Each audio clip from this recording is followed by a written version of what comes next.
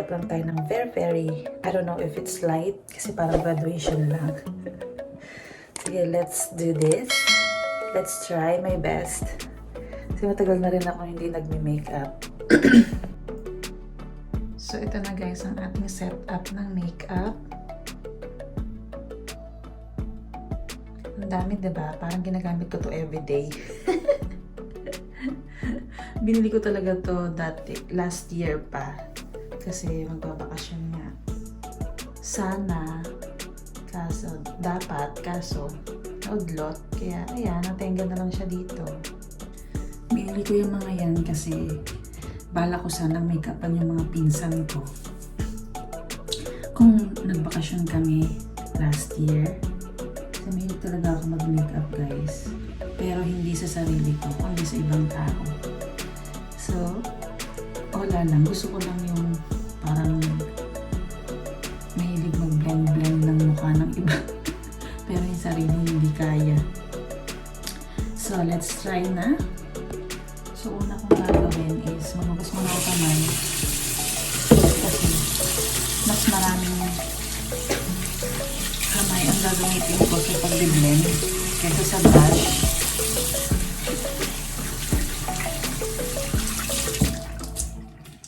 Make sure na malinis yung kamay natin guys pag nag-touch ng face.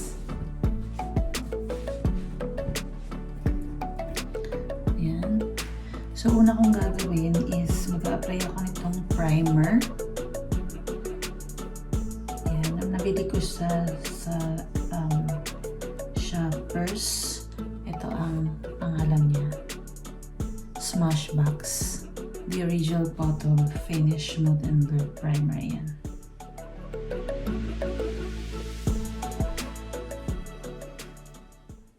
So, maglalagay lang tayo ng konti. Ganyan lang. Kasi i-apply all over your face. Ina-apply lang to guys para maging, kasi parang oil base siya. Para maging bright ng konti yung mukha. At saka mag-stick ng matagal yung foundation sa face. Ayan.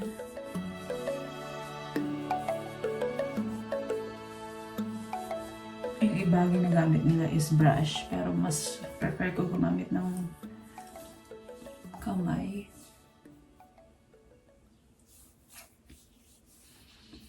So, iba-iba tayong way kung paano mag-apply ng makeup, di ba? So, ayan na. Para siyang oily. Para siyang baby oil na nilagay sa mukha. Pero hindi siya masyadong oily. So, ayan. Next naman, mag-apply tayo ng foundation. So, ito yung foundation na gagamitin natin. So, liquid siya.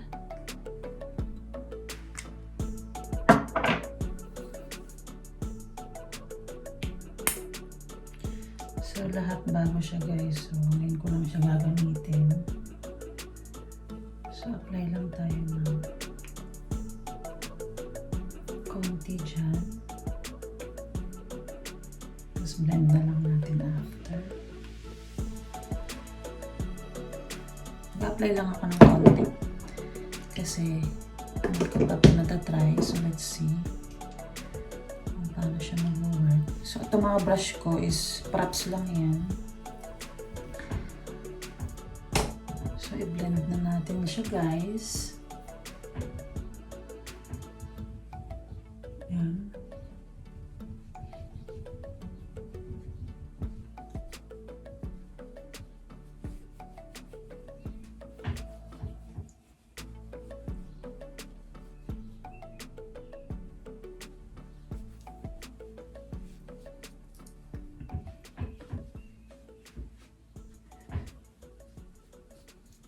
So, itong ginamit kong foundation is pinakonsult ko talaga siya guys sa makeup expert.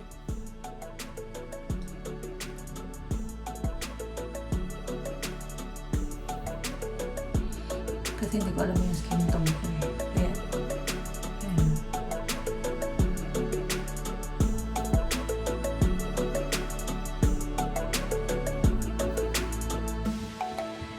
naalala ko yung nanay ko nagme-makeup. Napanood ko siya lagi. Pero hindi pa ganito yung gamit niya, yung flat. Kasi matagal na panahon na yun. So, ayan. Hindi siya masyadong maitim, hindi siya masyadong maputi.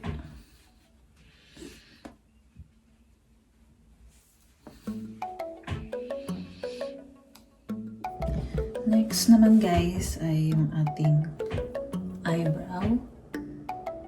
Ay, hindi ako masyado magaling sa paggawa ng eyebrow. Ito pala yung ginamit ko. Ay, yung E-Essence. Mura lang siya guys. Hindi siya, hindi ko naman kailangan ng expensive. Hindi naman ako gumagamit madalas ng makeup. So, konti lang kasi hindi ko masyadong naayos yung aking, hindi ko talaga inaayos yung aking eyebrow na dalawa lang na aking time. So, ganyan lang. And then, ibabrush ko lang siya.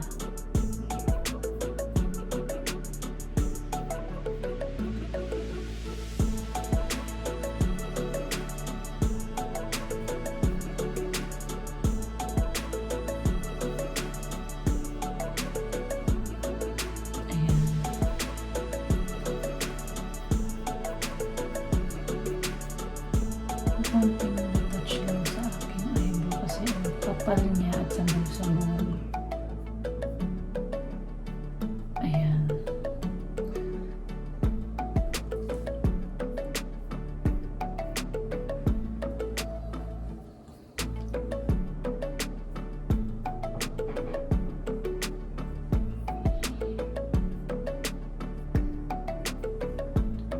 So, okay na tayo sa ating eyebrow. So for eyeshadow naman guys, I'm gonna use this shower makeup. So ito mga makeup na to is cheap lang siya. So, ang gagamitin ko dito is yung dark brown. So ilalagay ko lang siya dito. I-blend ko lang siya ganyan.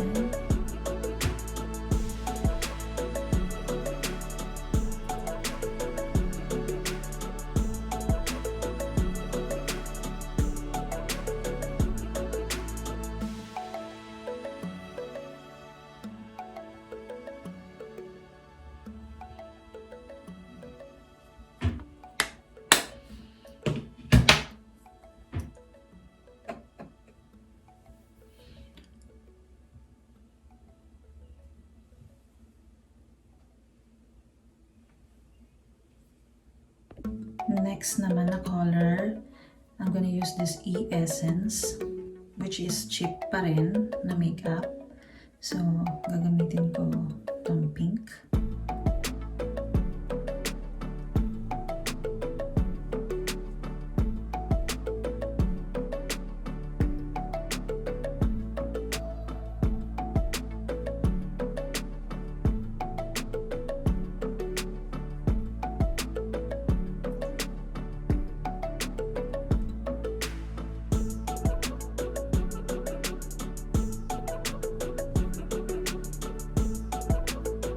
And dito sa end, gagamitin ko itong dark na purple.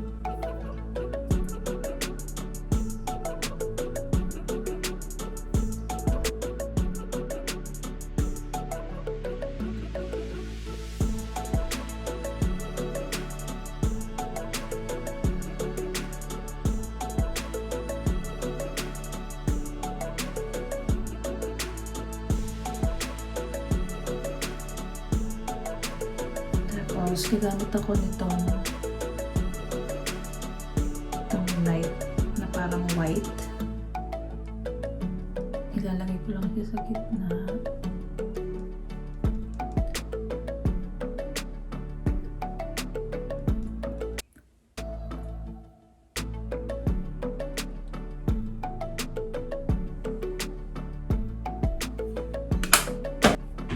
And i-blend ko siya ulit.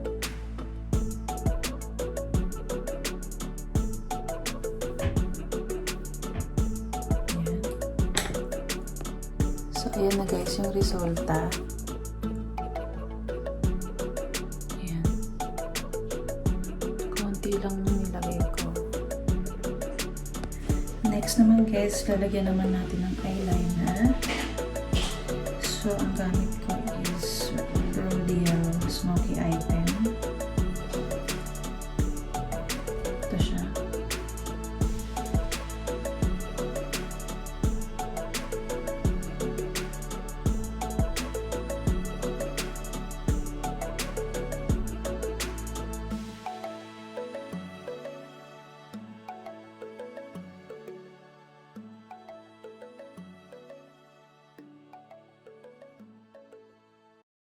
And next, we're gonna do our eyelashes. Masyadong eyelashes, pero gusto ko lang siyang tamas ng konti.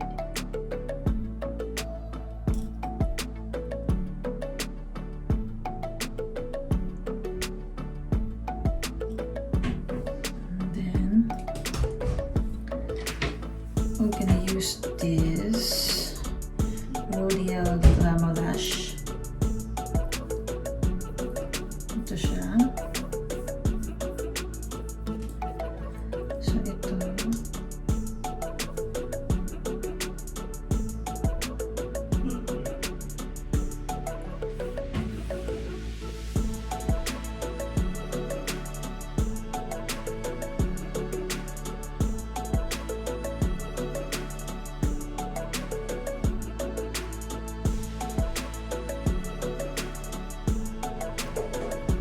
Maglalagay lang tayo nitong L'Oreal pa rin ng Magic Pen dito sa baba.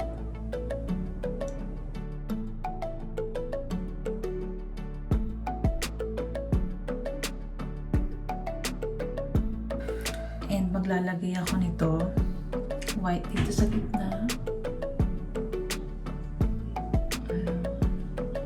Konti lang papunta dito.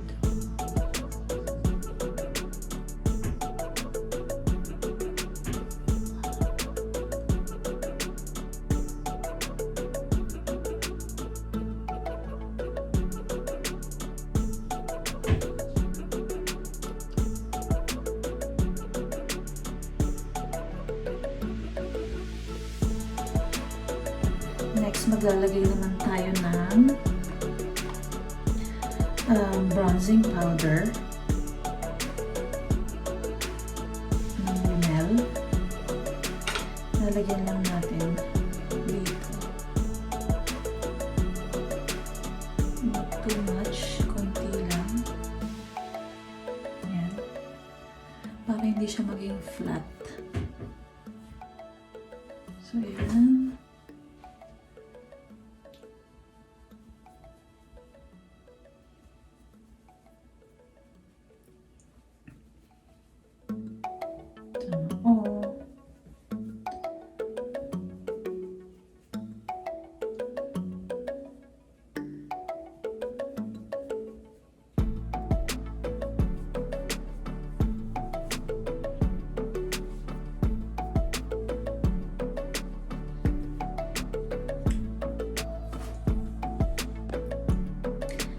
Maybelline Blush On.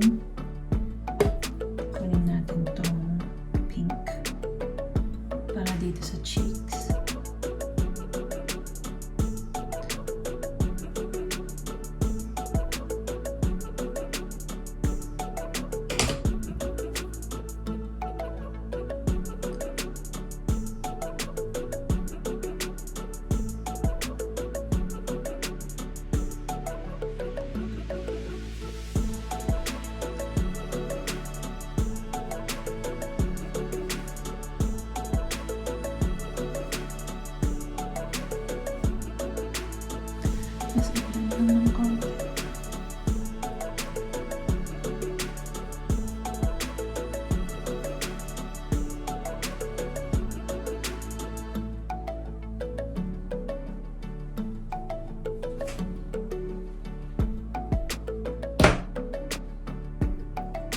Sa lips, maglalagay lang ako ng lip tint. Kasi medyo dry kasi pag naglagay pa ako ng lip